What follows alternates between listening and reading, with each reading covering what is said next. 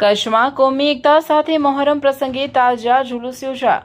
ઇસ્લામ ધર્મમાં ઈદ એ આનંદ અને ઉલ્લાસનો તહેવાર છે, જ્યારે મોહરમ એ હઝરત ઇમામ હુસૈન અલૈહિસ્સલામ અને અન્ય કરબલાના શહીદોની સ્મૃતિમાં શોકનો તહેવાર છે.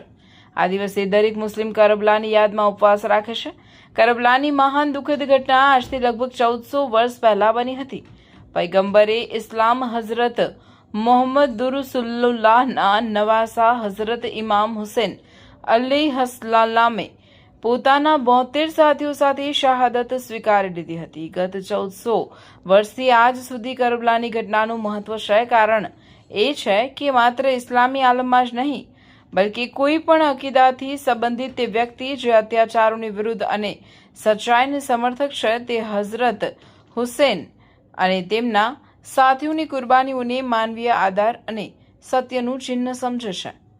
આમ આજે પવિત્ર કુરબાનીના તહેવાર નિમિત્તે લોકો ધાર્મિક ભાવનાઓ સાથે જોડાયા હતા. મારું નામ નોડે અબ્બાસ ઇલિયાસ છે. હું ભુજ શહેર તાજિયા કમિટીનો પ્રમુખ છું. આ વખતે આપણે હમણાં કોમી એકતા તે રીતે સ્ટાર્ટ ડેરાવ્યો. પહેલાં કે પરંપરા રીતે જે આપણા આગેવાન બધા આવ્યા હતા, અહીંયા નગરપાલિકાના ઉપપ્રમુખ આઈજી સાહેબ બધા અહીંયા હાજર હતા. એનાથી આપણે સ્ટાર્ટ દઈ અને આપણે નારિયેળ ફોડીને પરંપરા રીતે સ્ટાર્ટ કર્યું હતું. આજરોજ તાજિયા કમિટી ભુજ સમિતિ તરફથી અહીં કને કરબલાના યુદ્ધમાં જે શહીદો થયા છે એમની શહાદતને આપણે યાદ કરવા માટે અત્રે ઉપસ્થિત થયા છીએ. અને જે કરબલાના યુદ્ધમાં શહીદો થયા અને એમને ધર્મ અને સત્યના રાહ પર બધાને આપણે ચાલવાનું એક કહ્યું કે ન ઝૂકવાથી પણ ઘણું સારું થાય છે. એટલે ધર્મ અને સત્યની રાહ પર ચાલવા માટે કરીને આજે આપણે કરબલાના શહીદોની યાદમાં અત્રે ઉપસ્થિત થયા છીએ. અને આ આયોજન સમગ્ર ભુજ શહેર તાજિયા કમિટી દ્વારા અહીં કને કરવામાં આવેલ છે. એ આપની વર્ષોની પરંપરા મુજબ આઝાદ ચોકમાંથી કોમી એકતાના એક કાર્યક્રમ સાથે ભુજ શહેરનો તાજિયાનો જુલુસ નીકળેલ છે.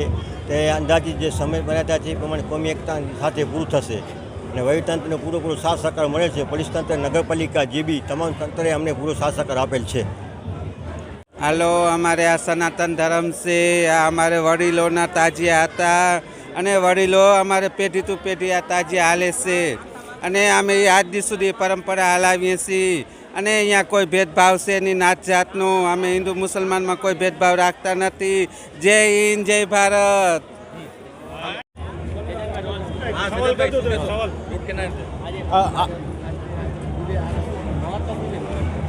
આજનો ભુજ શહેર તાજિયા કમિટી વતીથી આજ પ્રોગ્રામનું આયોજન કરવામાં આવેલું હતું. આ પ્રોગ્રામ ઇમામ હુસૈનની શહાદત માટે યાદ કરવામાં આવે છે. આજનો દિવસ આજથી 1400 વર્ષ પહેલાં ઇમામ હુસૈને અસત્ય સામે અને અન્યાય સામે પોતાને બલિદાન આપ્યા. પોતાના પરિવારજનો તથા 72 સાથીઓ દ્વારા શહાદત આપી અને અસત્ય સામે ઝૂક્યા નહીં, અસત્ય સામે સતત સંઘર્ષ કરતા રહ્યા. આ દિવસ એ માત્ર એક દિવસ નથી, 1400 વર્ષથી આ એક આપણને પ્રેરણા આપતું એક વાક્ય છે. અને આ બલિદાન વિશ્વનું સૌથી મોટું બલિદાન હતું આજના દિવસે. અને આ જે પર્વ મનાવવામાં આવે છે એમાંથી આપણને એક જ પ્રેરણા મળે છે કે કપ્પે એવો શાસક આવે યજીદ જેવો, જે અન્યાય કરતો હોય, જે લાચાર અને ગરીબ લોકો પર જુલ્મ ઉઠાવતો હોય, એવા લોકો સામે આપણે તટસ્થ થઈ અને લડવું પડે તો લડી લેવાની વાત છે.